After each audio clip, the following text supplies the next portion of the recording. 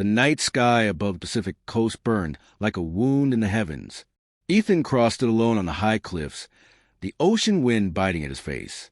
He had come out here to think, to escape the noise of the small town that had already forgotten him.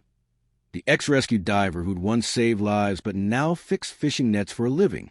He liked the quiet. The sea always listened. But tonight, the sea was glowing. It started as a faint shimmer on the horizon, like lightning trapped underwater. Then, a blinding streak of light tore across the sky, turning night into day. It wasn't a shooting star. It was faster, brighter, and it screamed as it fell. Ethan's heart jumped. The fiery streak curved downward, burning through clouds before crashing somewhere beyond the dunes. A second later, the shock wave hit. Sand lifted into the air, gulls exploded from their nests, and a deep boom rolled through the coastline. He didn't hesitate. Years of emergency response training kicked in. He grabbed his flashlight from the truck and ran, his boots pounding through the sand, the ocean roaring beside him. He didn't know what he would find, but something inside told him someone needed help. The closer he got, the stranger became. The air shimmered with static. His hair stood on end. The smell wasn't like burning fuel. It was sharp and metallic, like ozone and hot steel. And then he saw it. The crash site, half buried in the sand, was a silver, tear-shaped craft, its surface cracked and smoking. No fire, no wreckage scattered, just a single, perfect piece of something not made by human hands. Its metal skin glowed faintly from within, pulsing like a heartbeat. Ethan slowed his pace, eyes wide. His flashlight beam danced across alien symbols etched into the hull, softly glowing, rearranging themselves like living light. He swallowed hard. What the hell is this? Then he heard it, a soft sound, a voice, faint, almost lost under the wind. He turned the light toward the noise. Inside a gap in the hull, someone, or something, was trapped. Ethan stepped closer, pushing aside bent metal, his heart hammering. What he saw next made him forget how to breathe. It was a girl. She looked no older than 20, with long silver-white hair spread across the sand like flowing water. Her skin was pale, faintly blue, glowing softly under his light. Her lips moved weakly. She wasn't human, but she wasn't monstrous either. Her beauty was unreal, graceful, fragile, otherworldly. A piece of metal pinned her legs. Her chest rose and fell in shallow breaths, but she was clearly fading fast. Hey, hold on, Ethan said quickly, dropping to his knees. I'm going to get you out. The metal beam was scorching hot, but he ignored the pain. He braced his legs, grabbed it with both hands, and pushed. His arms trembled, muscles straining. With a final grunt, he shoved it aside. The alien girl gasped. Her eyes flickered open. They were large, bright turquoise, glowing faintly like crystal water. When she looked at him, he felt something inside him twist, a strange pull, like she was looking straight into his memories. Her lips parted. Please, ocean, she whispered, her voice soft and melodic. Take me to the ocean. Her accent was strange, flowing, almost musical. Ethan blinked in confusion. The ocean? She nodded weakly. Water will heal me. Her glow was fading, the light beneath her skin dimming like a dying ember. Without thinking, Ethan slid his arms under her body and lifted her. She was incredibly light. Too light. Her skin was smooth and cool, almost like marble but soft and alive. He started walking toward the sound of waves. Behind them, the wreck began to change. The glowing hull cracked apart and folded inward, like it was melting into itself. Ethan looked back once, stunned, as the strange craft vanished completely. No smoke, no debris, just a faint shimmer left in the air. The girl trembled in his arms. She tried to speak again, her voice weak. You human? Yeah, Ethan said softly. And you're not from here, are you? She tried to smile but couldn't. Hurry, please.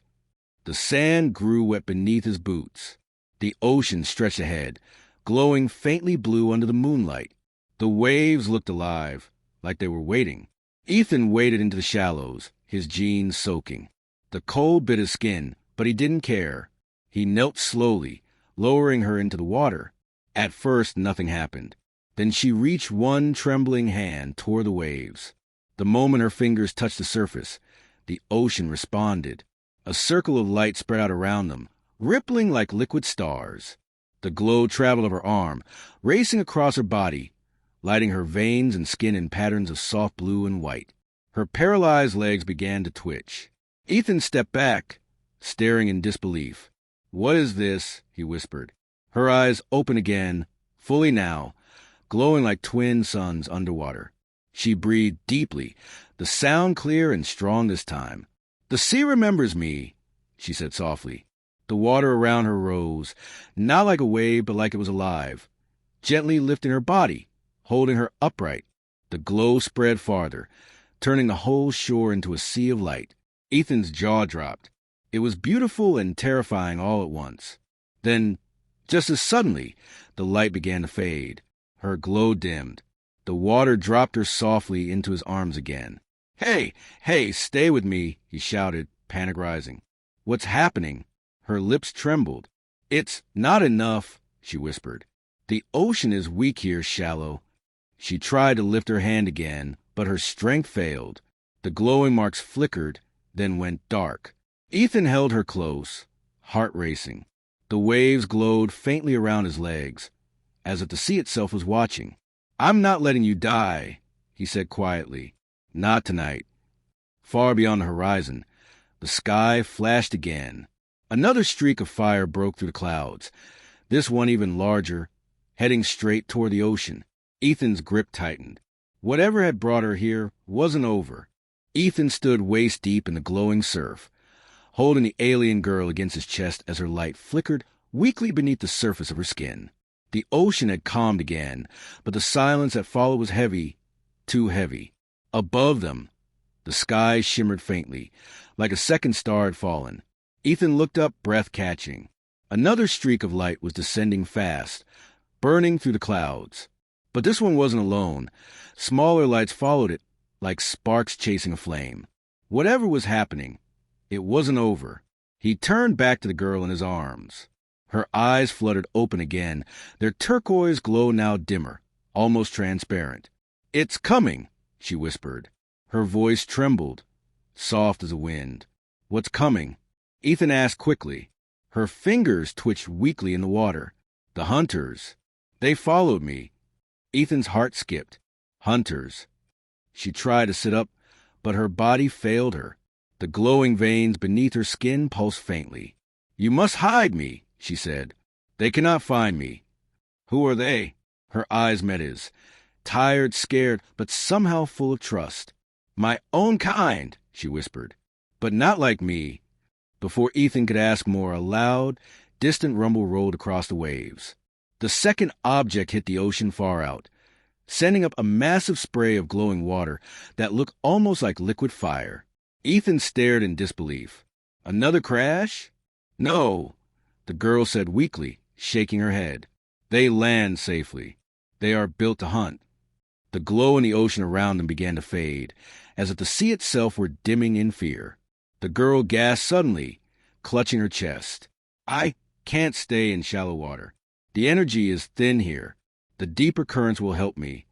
Her voice was fading fast. Ethan felt a surge of panic. Deeper?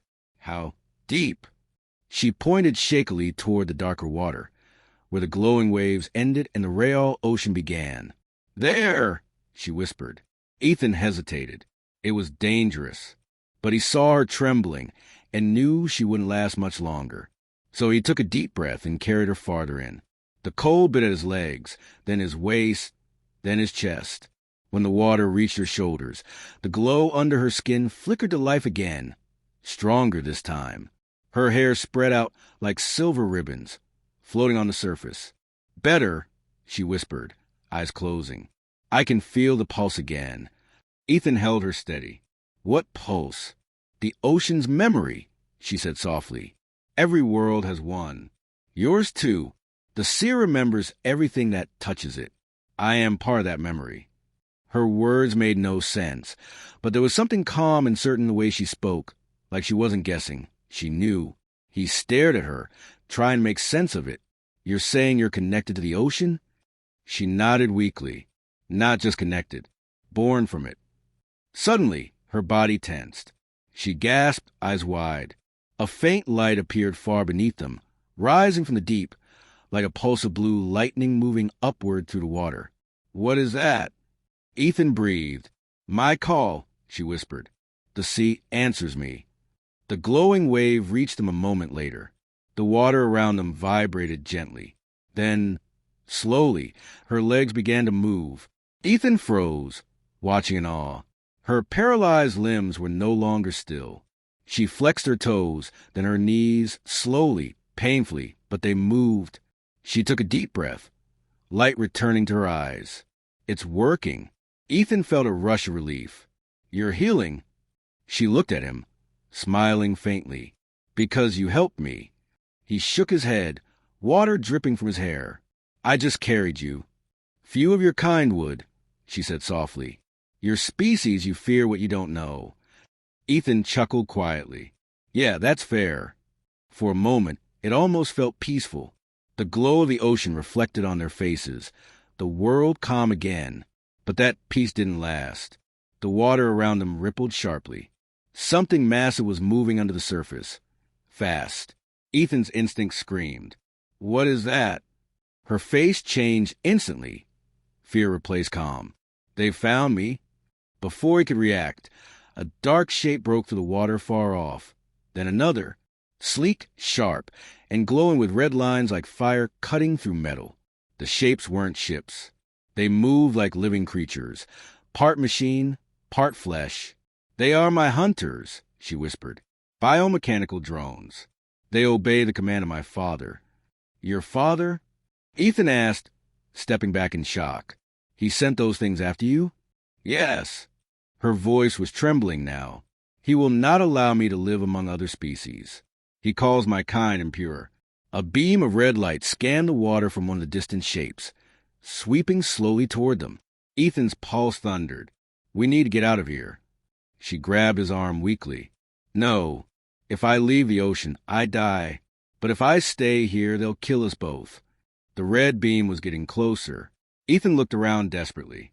"There's a cave," he said, spotting a dark gap in the cliffs to the right. "A tide cave. Maybe it's deep enough to hide in." The girl looked at him, uncertain, but too weak to argue. He lifted her again, water streaming down her glowing body, and pushed through the waves toward the rocky shore. Every muscle burned, but he didn't stop. Behind them, the sea exploded with light as the hunter drones entered the shallows, red eyes scanning the water. Ethan stumbled onto the wet rocks, panting. The girl gasped softly, her glow dimming again as he carried her into the dark cave. Inside, the air was cool and silent. The only light came from her faint blue shimmer. Ethan pressed his back against the cave wall, trying to steady his breathing. The sound of mechanical hums echoed outside, closer now. The girl whispered, "They can sense life energy. If you stay near me, they will find us." He looked at her, sweat and seawater dripping down his face. "Then tell me how to stop them." Her turquoise eyes met his. "You can't," she said quietly. "But the ocean can, if I reach its heart." Ethan frowned. "The heart? The deepest current," she whispered, "where the sea's memory is strongest. There I can call the ancient tide and end this." The humming outside grew louder. Red light flickered through the cave mouth. Ethan tightened his grip on her hand. "Then we get you there," he said, "whatever it takes." The girl looked at him in surprise. No human had ever spoken to her like that, with conviction, not fear. For the first time, she believed she might live. Outside, the water exploded again, this time closer than ever.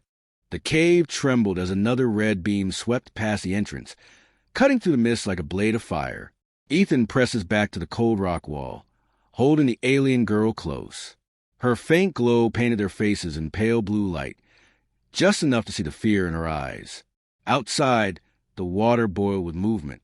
He could hear it, the humming of machines mixed with the heavy rush of waves. The hunter drones were scanning every corner of the shore. Ethan whispered, "We can't stay here." The girl looked weak, but her eyes were sharp. "They can sense energy signatures." Even your heartbeat might give us away. He placed a hand on his chest, feeling a hammer against his ribs. Then we need to move before they do. She hesitated. If I try to swim, I may not make it. My body is not fully healed. Then I'll carry you again, he said firmly. Tell me where we're going. Her glowing eyes met his. To the heart of the ocean. Ethan frowned. That sounds far. It is, she said softly. But there's a current, an ancient one. It flows deep below your world's surface. If we reach it, I can merge with the ocean's memory. Only then can I stop them. Ethan didn't understand half of what she meant, but her voice was steady, truthful. He nodded. All right, let's go. The girl reached up and touched his forehead, lightly with 2 fingers. Her touch was cold at first, then warm, like electricity running through him. What was that? He asked. Breathlink, she said. You will be able to breathe underwater for a while. Ethan blinked, confused. Wait, what? Before he could ask more, she motioned toward the water at the far end of the cave. A small tunnel led out to the open ocean. The light outside flickered red again, then blue, then red. The hunters were searching. He took one deep breath and stepped into the tunnel. The water was freezing, but his lungs didn't scream. He could breathe. The air, or whatever she had done, was working. Behind him, she glowed faintly as she followed, her silver hair floating around her like liquid starlight. Together, they slipped into the open sea. The world beneath the surface was otherworldly. The water shimmered with streaks of bioluminescent plankton, glowing like 1,000 tiny stars. Schools of fish darted through the beams of soft moonlight, breaking through the waves. But there was danger above, through the water. Ethan saw the red lights of the hunter drones scanning back and forth, their shadows cutting through the waves like sharks. The girl touched his arm and pointed downward. Follow the dark water. It hides us. He nodded and kicked downward. The pressure built quickly, but he ignored it. The deeper they went, the darker it became. The glowing blue from her body became the only light guiding them. After several minutes of descent, the sounds from above faded. The ocean was silent now, vast and endless. Ethan looked around, amazed. Strange plants glowed faintly on the rocks. Huge jellyfish-like creatures drifted in slow motion, their tendrils pulsing with gentle light. It was like another world hidden beneath his own. He turned to the girl, her eyes reflecting the glow of the deep. What are those? She looked at the jellyfish creatures with a small, sad smile. Echo forms. They are memories given life, creatures born from the ocean's oldest thoughts. Ethan frowned. Memories? Yes, the ocean remembers everything, she said softly. Every death, every storm, every life that ever touched its waters. Even me. Ethan stared at her, trying to understand. So you're part of the ocean? I was born from it, she said, her voice distant, almost like she was remembering something painful. My people once lived in harmony with the sea. We were its voice, its guardians. But when we left for the stars, some of us forgot where we came from. They built machines, weapons, rules. They stopped listening to the water. Her expression darkened. Now they hunt me because I can still hear it. Ethan felt a chill that had nothing to do with the cold. You ran away from them? I escaped, she said quietly. They want to drain the oceans of living worlds, to harvest the memory inside. But the ocean is alive. It fights back. That is why they fear me. Ethan clenched his fists. And now they're here on Earth. She nodded. If they find me, they'll take what lives inside your sea, and your planet will die with it. For a moment, Ethan said nothing. The weight of her words settled over him like the deep water pressing on his chest. Then he said firmly, Then we stopped them. Before she could answer, a low vibration ran through the water. The light around them flickered. Ethan turned upward just in time to see a red beam piercing the depths above. The drones had found them. Go, she cried. Ethan grabbed her hand and swam downward, deeper and deeper, as the red light sliced through the dark water behind them. The drones were faster. Streams of bubbles exploded around him as a beam of heat cut through the water inches from his leg. He gritted his teeth and kicked harder. The girl's body began to glow brighter, her energy flaring. The water around them swirled, forming a spiral of blue light that pulled them faster. "What's happening?" Ethan shouted, his voice echoing strangely underwater. "I'm calling the current," she cried. The water roared. A massive column of blue energy rose from the depth below, twisting like a living tornado. It caught them both and dragged them downward at incredible speed. Ethan held her tight, eyes wide, as the world around them turned into a tunnel of light and sound. The drones tried to follow, but the current tore them apart, scattering their burning pieces into the black. Then, suddenly, everything went still. Ethan and the girl drifted into an enormous open space, a glowing abyss with walls of coral and crystal. The water shimmered with golden light, and at the center was a swirling vortex of energy, beautiful and terrifying. "The heart," she whispered. "We found it." Ethan stared at it, awestruck. "What is it?" She looked at him, her expression soft. "The ocean's memory. Every world has one. And now, I must speak to it."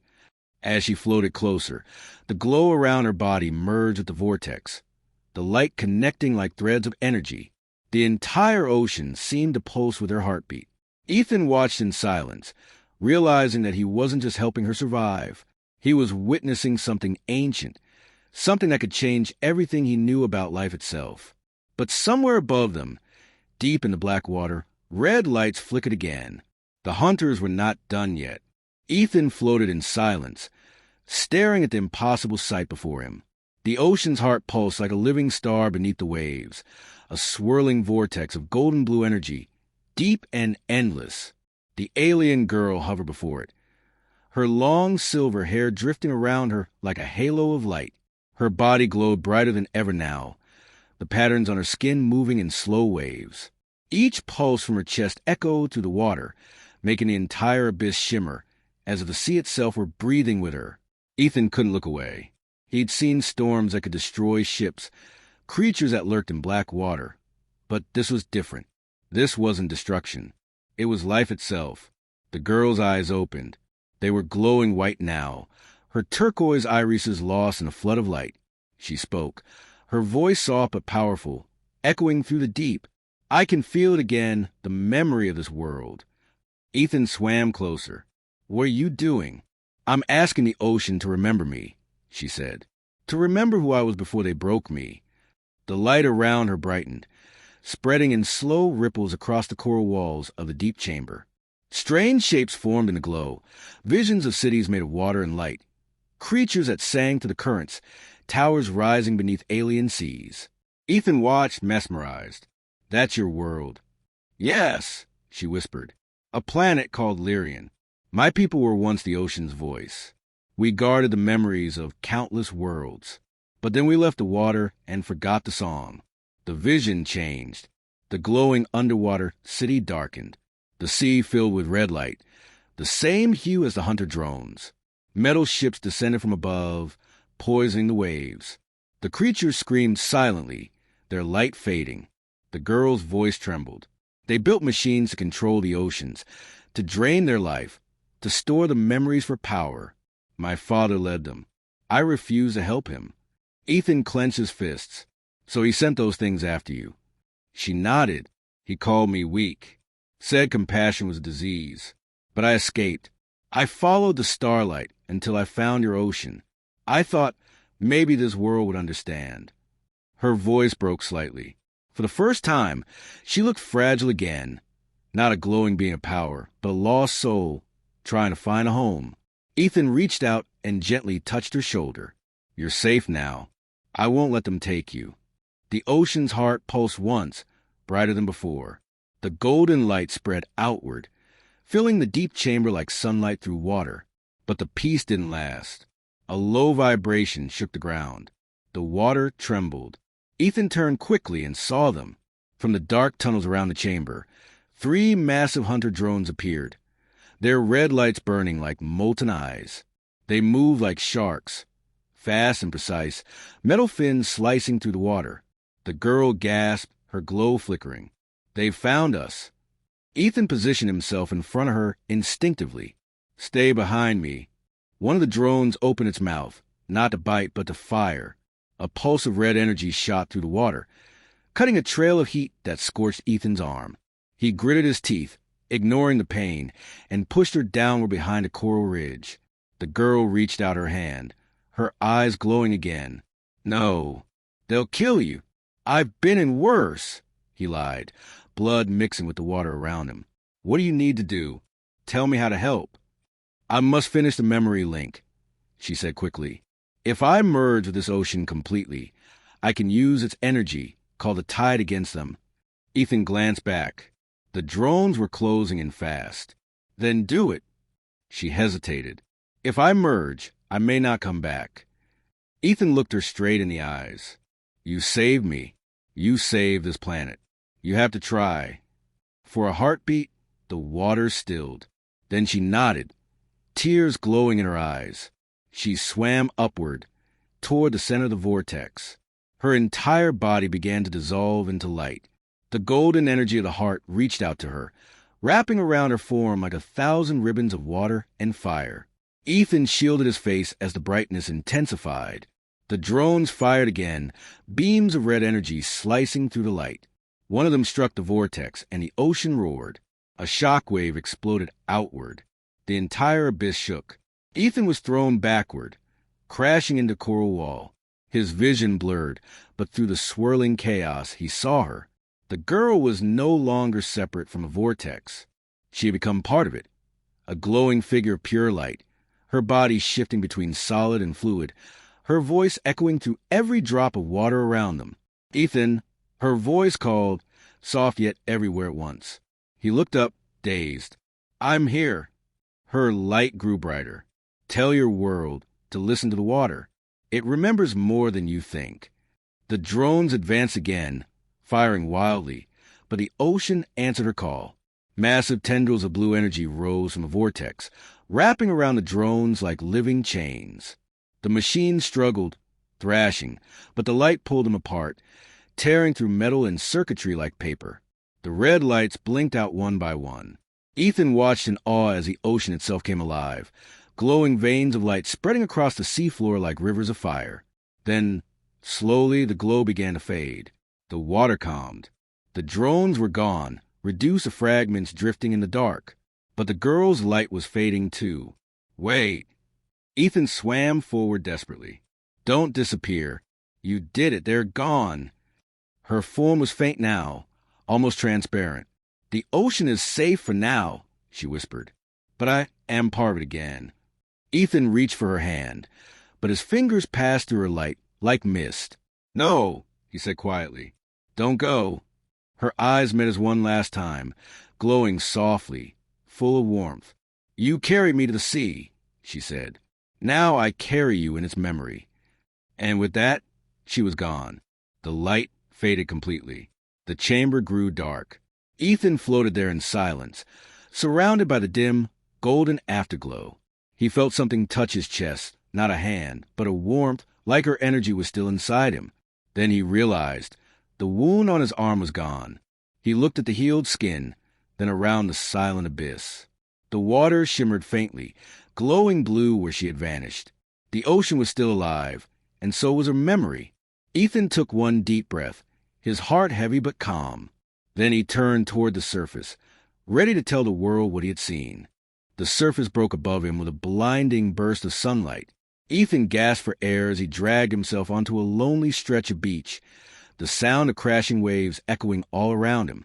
His lungs burned and his heart raced, but he was alive. For a long moment, he just lay there, face against wet sand, chest heaving, the taste of salt sharp on his tongue. The memory of the deep still shimmer behind his eyes, the golden vortex, her voice fading into light, her final words. "Now I carry you in its memory." He sat up slowly. The ocean was calm, peaceful.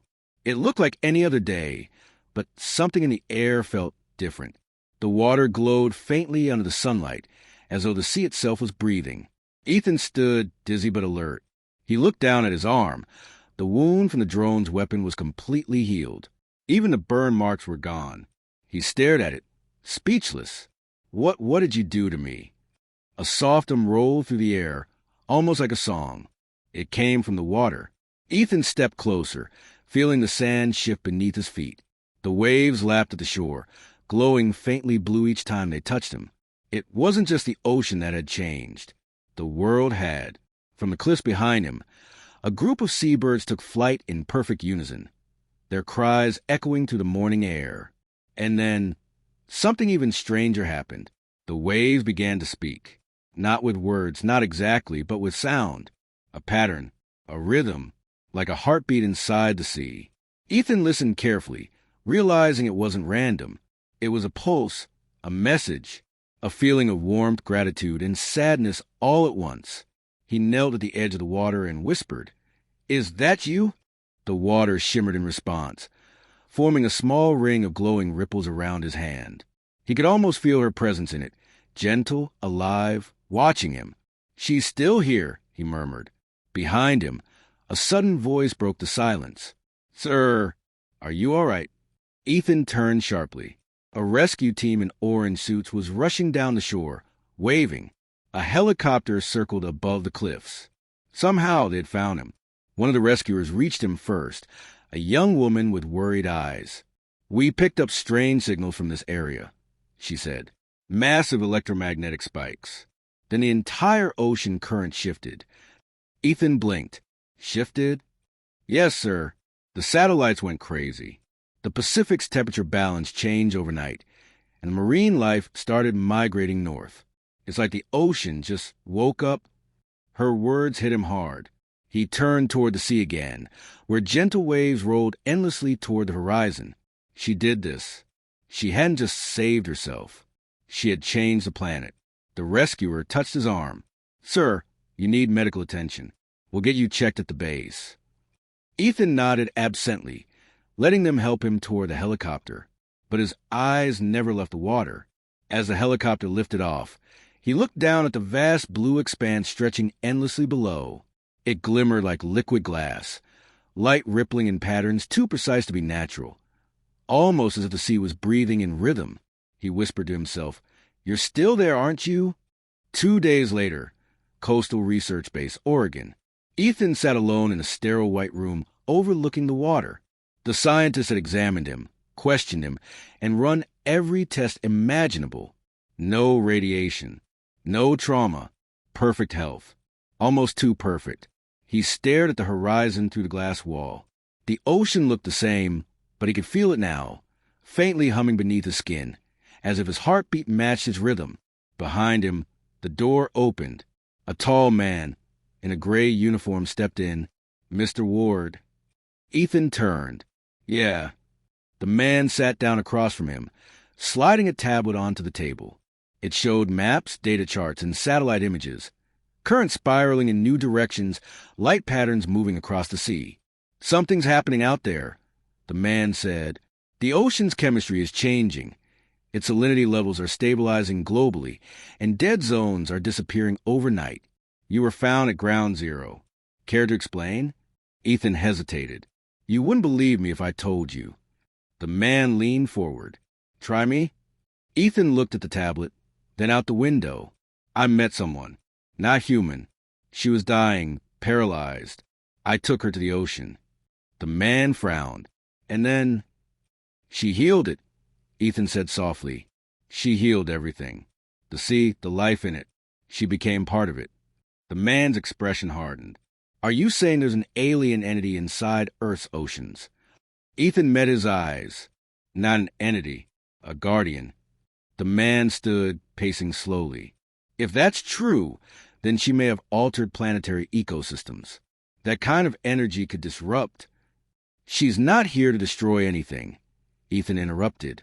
"She's protecting it. From her people." The man stopped. "Her people?" "They're coming," Ethan said quietly, "to drain the oceans." "She told me." Silence filled the room. Only the distant hum of machines broke it. Finally, the man exhaled. "Then we'll need prepare." Ethan looked out at the sea again. The water glowed faintly under the fading sun. "Prepare all you want," he said. "But this planet isn't defenseless anymore." The man frowned. "You think she'll fight for us?" Ethan shook his head. "No. The ocean will. Outside, as the last light of day touched the waves, faint lines of golden light appeared beneath the surface, massive, circular, alive. The entire sea seemed to shimmer with unseen energy, spreading outward across the horizon like veins of living fire. The ocean was awake, and it remembered her. 3 weeks had passed since the day Ethan carried her into the sea. 3 weeks since the world changed. At first, the signs were small, plankton blooms lighting up entire coastlines in waves of soft blue glow. Fishermen reported schools of fish swimming in perfect geometric patterns, almost like signals. Then the storms came, not destructive, but rhythmic. Rain fell in pulses, and when it touched the ground, it left behind faint trails of light that vanished after a few seconds. Scientists called it the resonance effect. The news called it the awakening. Ethan called it her heartbeat. He stood on the edge of a cliff overlooking the Pacific, wind whipping through his hair. Below, the ocean shimmered in streaks of turquoise and gold. It no longer looked like water. It looked alive. Behind him, a voice called, "Ethan Ward!" He turned. A woman in a dark blue research coat approached. She had sharp features, tired eyes, and a calm authority in her step. "I'm Dr. Yara Lynn," she said, extending a hand.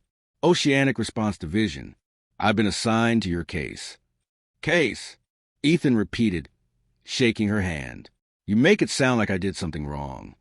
She gave a small smile. "You were the last known person in direct contact with the energy source that changed the planet's largest ecosystem. So yes, you could say that makes you interesting." Ethan looked back at the sea. "It's not an energy source. It's her."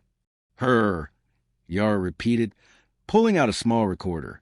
"You mean the entity you described, the alien woman?" "Yes," Ethan said softly. "She's not gone.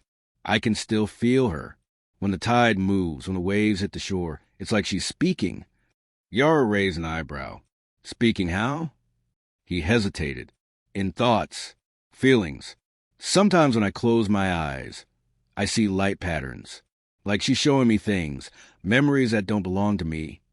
Yara's voice softened. "What kind of memories?" Ethan looked out at the endless blue horizon. A world of water. Cities that floated under glowing skies. Her people swimming through rivers of light. And then destruction. Machines burning the sea red. He turned to her. "She's warning us. They're coming." Yara frowned. "You mean her people, the ones who drain oceans?" He nodded. "They'll find this world. Maybe soon." Yara didn't apply at first. The sound of waves filled the silence. Then she said quietly, "If you're right, then the ocean might be our only defense."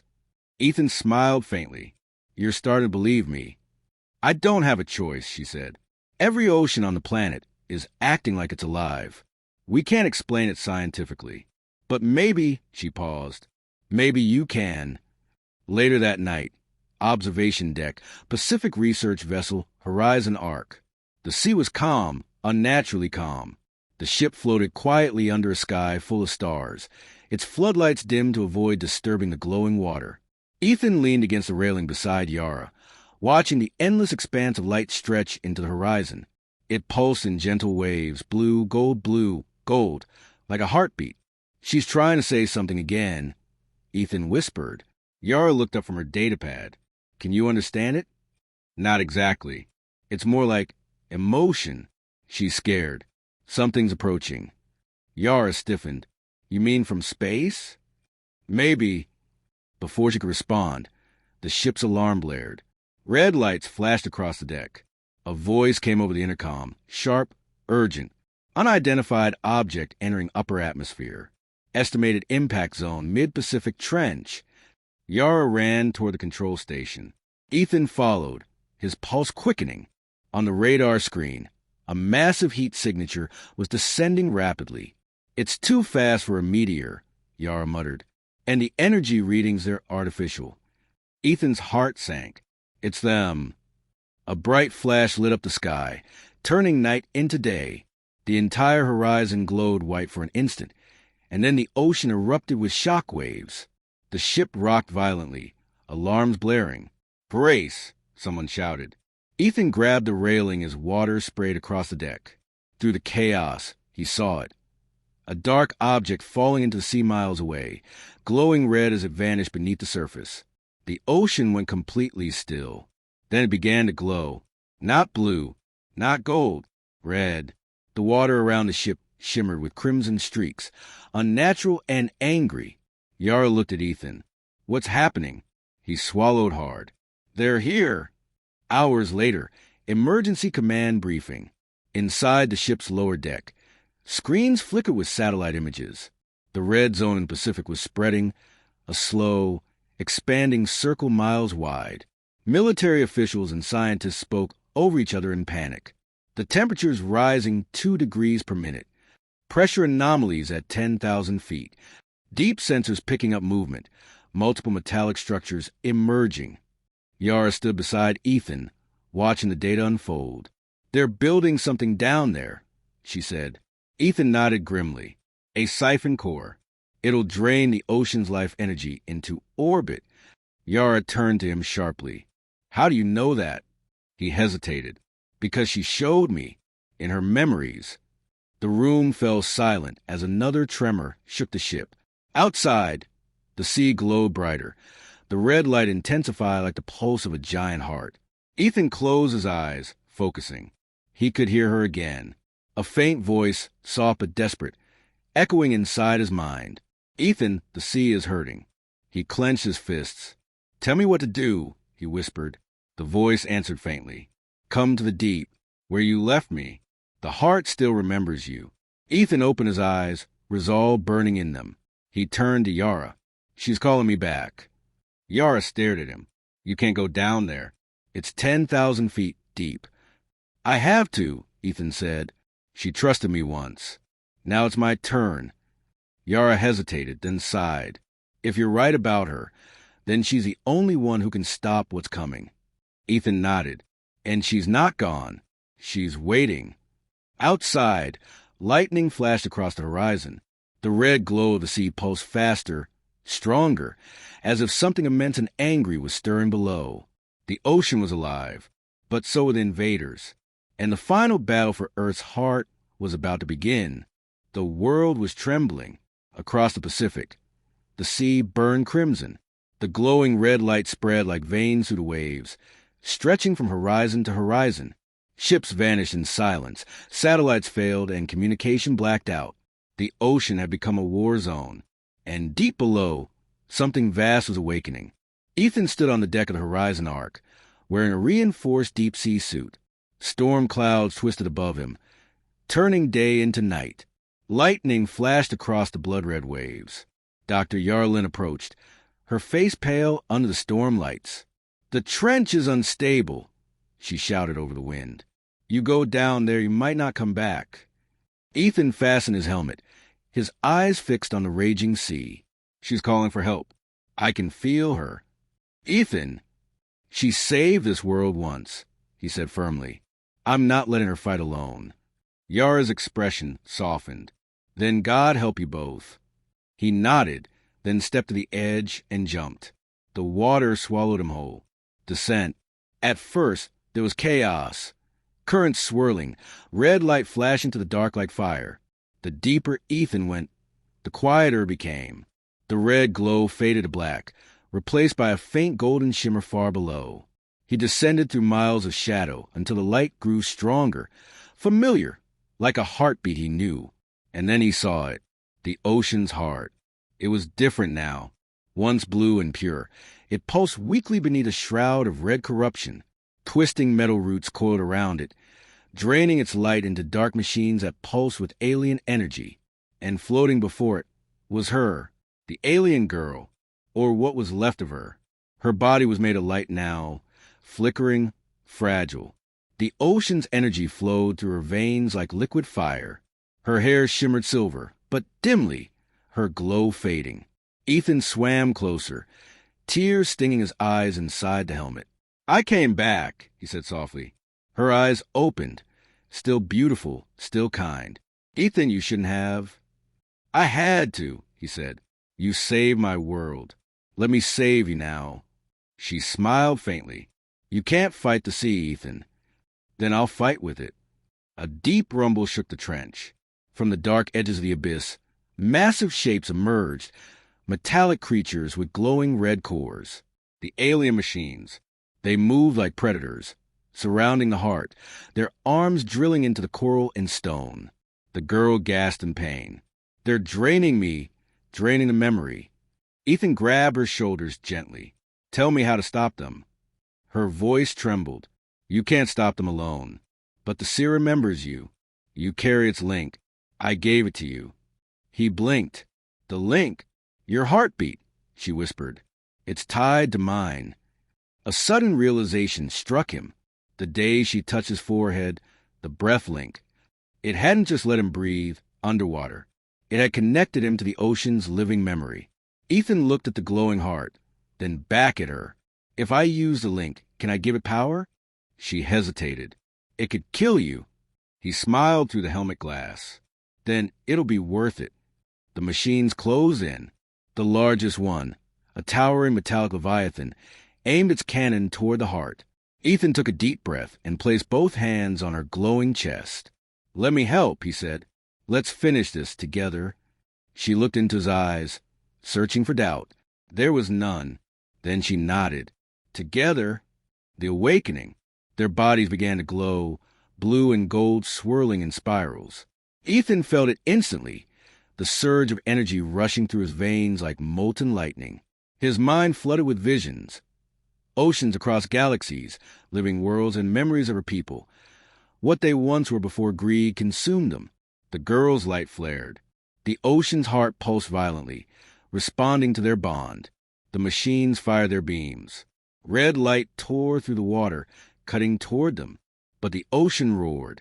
A wave of blue energy exploded outward, blasting the red light back. The entire trench shook.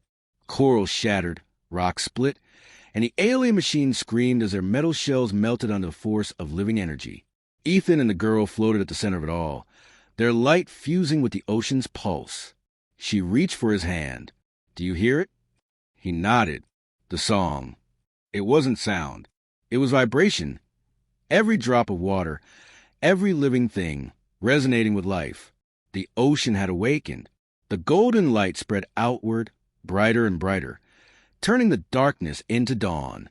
Waves rose across the planet, not in destruction, but in harmony. From space, Earth's oceans glowed like a sapphire heart wrapped in fire. The alien machines broke apart, their power cores dissolving into the water. The red corruption faded, pulled into the light, and burned clean. The trench calmed. Silence returned. Ethan floated there, exhausted, surrounded by peace. The ocean's heart pulsed softly again, alive and whole. He looked at her. Her form was fading into the light, her body dissolving into streams of glowing particles. No, he said weakly. Stay with me. She smiled, her voice a whisper in his mind. I'm not leaving. I'm becoming what I was meant to be. Her hand brushed his cheek. Thank you for carrying me back to the sea. Ethan's vision blurred. I'll never forget you. You won't have to, she said. The ocean remembers. Her light flowed into the heart. The glow brightened once more, and then slowly faded to calm blue. The storm above cleared. The ocean stilled. Ethan drifted upward, unconscious but alive, carried by a gentle current that seemed to cradle him like a promise. Epilogue, 1 year later. The world had changed. The oceans were cleaner than ever recorded. Coral reefs regrown. Temperatures stable. Storms gentle. Scientists called it the planetary renewal. But Ethan knew the truth. He stood on a quiet beach, the same place where he had first carried her to the sea. The sun shimmered on the water, calm and beautiful. A wave rolled toward him, glowing faintly gold in the sunlight. It touched his feet gently, and for a brief moment, he heard her voice again, soft, familiar, comforting. Hello, Ethan. He smiled. Still watching over us? The wave shimmered brighter. He closed his eyes, letting the sound of the ocean surround him. It wasn't just water anymore. It was her. Every tide, every ripple, every whisper wind through the waves. She was there. Ethan placed his hand on his chest, feeling his heartbeat sync with the rhythm of the sea. She wasn't gone. She had become the ocean's heart. And as long as the sea lived, She would never be forgotten.